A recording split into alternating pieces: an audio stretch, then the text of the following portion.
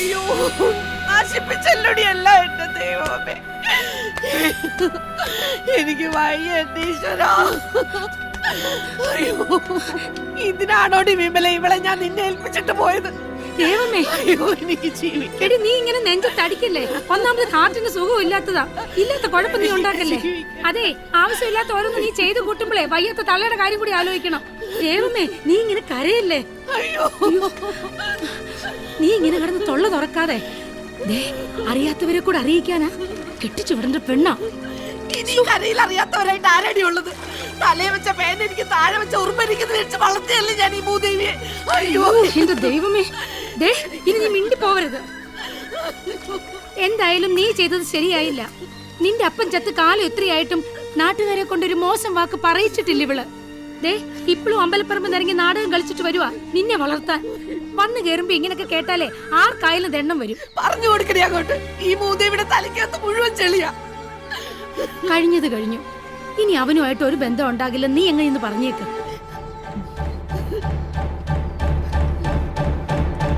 എനിക്ക് ആളെ ഇഷ്ടമാണ്. കൊല്ലും ഞാൻ നിന്നെ. എന്ത് കണ്ടിട്ടടി? അവന്റെ ഒരു ഉണക്ക ബോട്ടും ആട് മോന്തയും. ദേ അവന്റെ കൂടെ പൊറുക്കാന്നുള്ള പൂതി നിനക്ക് വേണ്ട. എന്റെ കൊക്കിന് ജീവൻ ഉണ്ടെങ്കിൽ ഞാൻ നിന്നെ സമ്മതിക്കത്തില്ല. ഗൾഫിൽ പോയി വന്നിട്ട് വേലയും കൂലിയുള്ള ഒരുത്തനെ കൊണ്ട് അന്തസ്സായിട്ട് ഞാൻ നിന്നെ കെട്ടിച്ചു വിടും. ഞാൻ ഗൾഫിൽ പോകുന്നില്ല. അയ്യോ വിമല, അയ്യോ എന്ത് പറ്റി? ദൈവമേ, ദൈവമേ, എടി ജയേ, ഇത്തിരി വെള്ളം ഇങ്ങോട്ട് എടുക്കടി. ദൈവമേ, നീ ഒന്ന് കണ്ണു തുറന്നേ. ദൈവമേ, കയ്യിന്ന് പോയല്ലോടി വിമലെ. നീ ഒന്ന് അടങ്ങ്. എന്തെങ്കിലും ഒരു വഴി ഉണ്ടാക്കാം. കിടന്നേ, അവളിപ്പോ വെള്ളമായിട്ട് വരും. അമ്മ വലിയ പുകില. ഗൾഫിൽ പോകത്തില്ലെന്ന് ഞാൻ പറഞ്ഞിട്ടുണ്ട്. ഇനിയെല്ലാം നിങ്ങളുടെ കയ്യില. വിളിക്കണേ.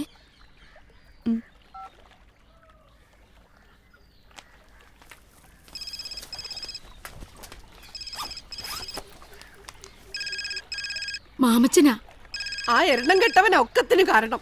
ഇങ്ങോട്ട് തന്നെ അവനെ ഞാൻ ഇന്ന്. ഹലോ, ആണോ? ശരി, ഞാൻ ഇപ്പൊ വരാം.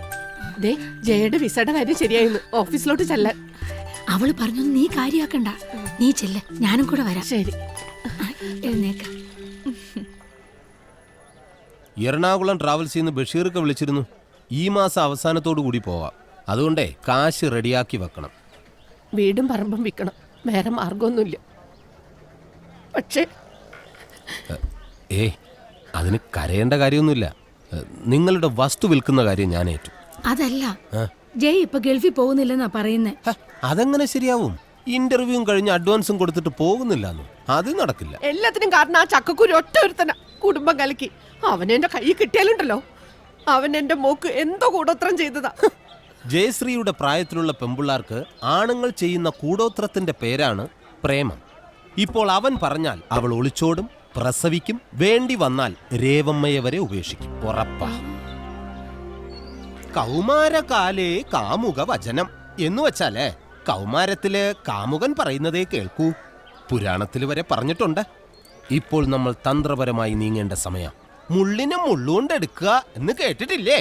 ഓ ഗൾഫിൽ പോകണമെന്ന് ഗോപനെ കൊണ്ട് പറയിപ്പിക്കുക.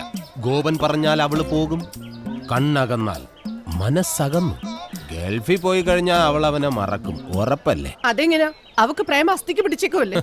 അസ്ഥിയെല്ലാം മഞ്ഞുരുകുന്നത് പോലെ ഉരുകും. അവള് പോകുന്നതേ ദുബായിലേക്കാ. ഈ കുട്ടനാട്ടിൽ ഇവനെ പോലത്തെ ഒരു പീസേ ഉള്ളൂ. പക്ഷെ ദുബായിലോ ബെൻസ് കാറും കാഡ്ലിയാക്കും ഓടിച്ചു നടക്കുന്ന ഇവനെ പോലത്തെ ഒരുപാട് പീസുകളുണ്ട്. അവരെയൊക്കെ കണ്ടു കഴിയുമ്പോൾ ഇവിടെ ഈ ഓഞ്ഞ വള്ളവും തുഴഞ്ഞു നടക്കുന്ന ഇവനെ അവള് മറക്കും.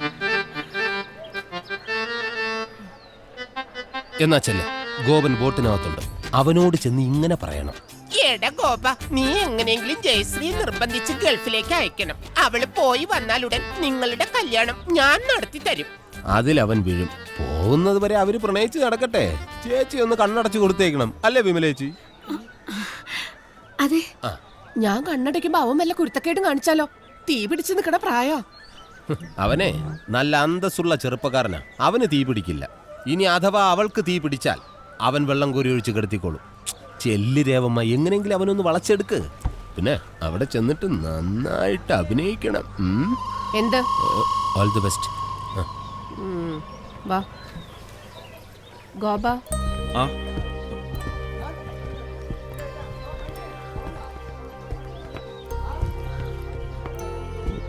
ഇരിക്കൂ. കുടിക്കാൻ കരിക്കും വെള്ളം വേണ്ട. ഞാൻ വീട്ടിൽ വന്ന് കാണാനിരിക്കുകയായിരുന്നു. തെറ്റെൻ്റേതാ. കുറച്ചു നേരം അവളുമായിട്ട് സംസാരിച്ചിരിക്കാനേ കരുതിയുള്ളൂ.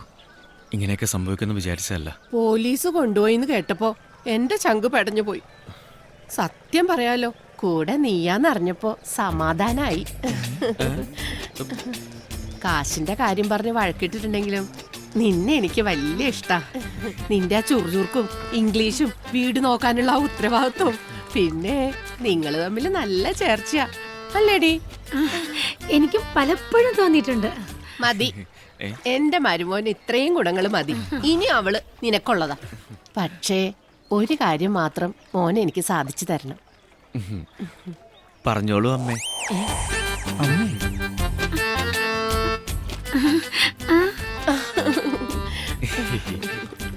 അവളെ കല്യാണം കഴിച്ചു വിടുന്നതിന് മുമ്പ് അവള് സ്വന്തം കാലിൽ നിൽക്കണം, 10 കാശുണ്ടാക്കണം, ഒരു വീട് വയ്ക്കണം എന്നൊക്കെ എന്റെ ഒരേ ഒരു ആഗ്രഹ. അതാ ഞാൻ അവളെ ഗൾഫിൽ വിടാന്ന് വെച്ചത്. ഒരു 5 കൊല്ലം അവൾ അവിടെ ജോലി നോക്കിയിട്ട് വന്ന പിറ്റേ ദിവസം നിന്റെ കയ്യിൽ ഞാൻ അവളെ ഏൽപ്പിച്ചു തരും. ഇപ്പൊ അവൾ അതിന് പോണില്ലെന്നാ പറയുന്നത്. അതൊക്കെ ഞാൻ ഏറ്റു.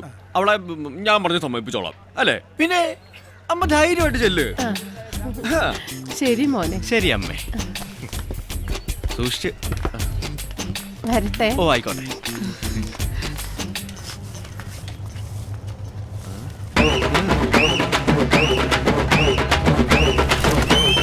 നിങ്ങൾക്ക് പ്രേമിക്കാനുള്ള ലൈസൻസിന് വേണ്ടി റെഡിയാവാത്ത വിസ റെഡിയായെന്ന് പറഞ്ഞ് തള്ളയെ പറ്റിക്കാൻ കൂട്ടുനിന്നവളാണ് ജയശ്രീ. അവള് ഗൾഫിലെത്തിയാല് നിന്നെ മറക്കോ? ഒരിക്കലുമില്ല. എന്നോടുള്ള സ്നേഹത്തിന്റെ പേരില അവള് കള്ളം പറഞ്ഞു. പരിശുദ്ധ പ്രേമത്തിന്റെ വിജയത്തിന് അമ്മേ ഒരു കള്ളവൊക്കെ ഓക്കേടാ. ഓക്കേ.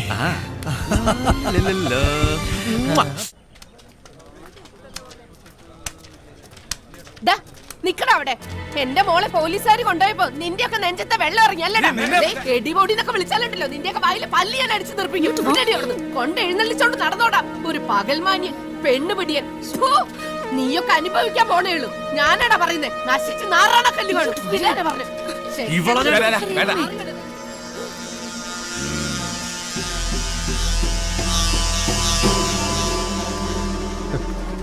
അവരുടെ ഒന്ന് 2 കിട്ടിയിട്ട് അവന് മതിയായില്ല. നാടക ഡയലോഗാ. പൊക്കോട്ടെ. ടോമിയെ, ഓ അവളെ ഒന്ന് ചുണ്ണാമ്പ് വെച്ച് വെച്ചേര്. നേരം കാലമൊക്കെ വെക്കുമ്പോ മുറുക്കും.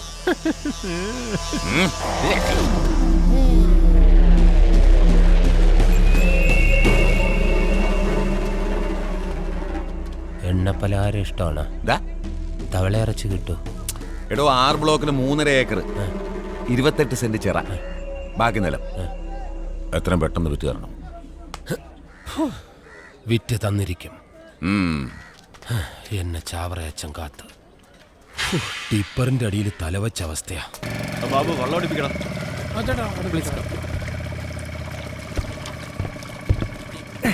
എന്താടാ സന്തോഷം? ഇന്ന് നീ ചേട്ടനും ചേച്ചിയും തപ്പി നടക്കണ്ട, കേറ്റിക്കോ. ഡേ ക്രൂയിസാ പറഞ്ഞിരിക്കുന്നേ. നിന്റെ വാചകത്തിൽ ഓർണറ്റ് ആയിക്കോളും. അത് ഞാൻ ഏറ്റു. Hello, only 500 meters from here. Our houseboat is waiting. That's good. Please. നമസ്തേ. വെൽക്കം. Come on. വൽദലി ജരു വൽദലി. അങ്ങനെ മിടുക്കി. കം ഓൺ മിടുക്ക. കേറ്. അവിടെ ഇരി. പുന്നമടയിലെ അപ്പച്ചന്റെ തറവാട്. അവിടെ അപ്പച്ചന്റെ അനിയന്റെ മോന്റെ മനസ്സമ്മതം. അവിടെ പോയതാ. ഇത് എന്റെ ആങ്ങളെയാ. അറിയാം. ഹലോ. ലിസ് ചേച്ചിയുടെ മുമ്പിൽ നിൽക്കുമ്പോൾ എനിക്കൊരു കുറ്റബോധം. ഞാൻ കാരണമാണല്ലോ ഇങ്ങനെയൊക്കെ ഉണ്ടായേ. ഗോപൻ ഒരു നിമിത്തം മാത്രമാ. കുര്യച്ചൻ ഒരുപാട് റിലേഷൻഷിപ്സ് ഉണ്ടെന്ന് എനിക്ക് ഉറപ്പായിരുന്നു. പക്ഷേ ലിസ് ചേച്ചി വീട്ടിലേക്ക് തിരിച്ചു പോകണമെന്ന് എൻ്റെ അഭിപ്രായം. ആ 6 ബ്ലോക്കിലെ 3.5 ഏക്കർ വിറ്റ് കൊടുക്കണമെന്ന് കുര്യച്ചൻ മാമച്ചനോട് പറഞ്ഞേക്കുവോ? കുര്യച്ചന്റെ അമ്മച്ചിയുടെ പേരിലെ ആ സ്ഥലം. അതുകൊണ്ടെന്താ അവരെ കൊണ്ട് ഒപ്പിടിച്ചാൽ ഈ കിടക്കുന്ന സ്ഥലം എല്ലാം വിറ്റത്.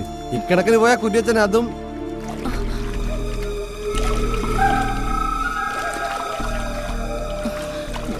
പോട്ടെ ഗോപ. ഓ എന്നാ ശരി. ശരി.